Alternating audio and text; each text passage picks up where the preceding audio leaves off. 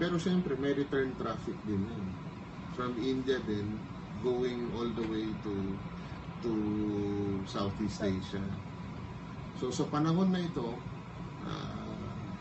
mga 15th, 14th, 15th century, ang dominant religion na sa may India is Islam, no? Through the Mughals or the Mongol dynasty, Mongol Empire, no? Mughal.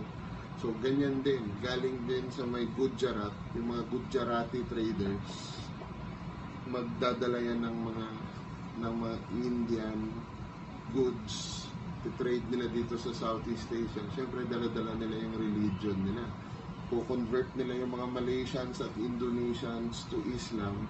So eventually yung mga Malaysians at Indonesians na yan makakarating dito sa may Philippines. Co-convert nila yung mga tao dito to Islam. And that is how yung trade routes and religion converge. Yeah. Okay? Ano yung isa pang question?